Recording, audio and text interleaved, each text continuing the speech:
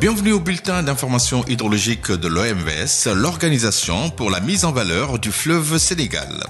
La situation hydrologique au 24 juillet 2025 au niveau des principales stations du bassin du fleuve Sénégal se présente comme suit.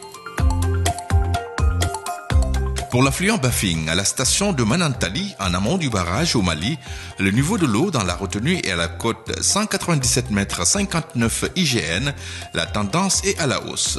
Pour l'affluent Bakoy, à la station de Walia, le niveau de l'eau est à la cote 3,28 m à l'échelle, la tendance est à la baisse. Pour l'affluent Falémé, à la station de Gourbassi, le niveau de l'eau est à la cote 3 m à l'échelle, la tendance est à la hausse.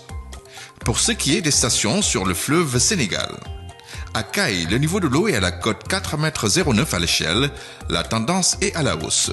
À Bakel, le niveau de l'eau est à la cote 5,52 m à l'échelle, la tendance est à la baisse. À Matam, le niveau de l'eau est à la cote 5,38 m à l'échelle, le niveau est à la baisse.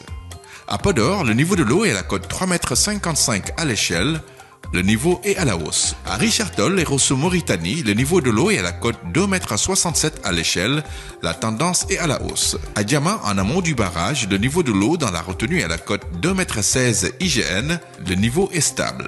À Saint-Louis, le niveau de l'eau est à la cote 1,11 m à l'échelle, la tendance est à la hausse. En résumé, cette semaine, dans le haut bassin, une hausse des écoulements est observée sur les affluents Falémé et Bafing et une baisse sur le Bakoy. Le remplissage de la retenue de Manantali continue. Dans la vallée et le delta, les niveaux d'eau augmentent progressivement. Le niveau de la retenue du barrage de Yama est stable. À la semaine prochaine pour un nouveau bulletin.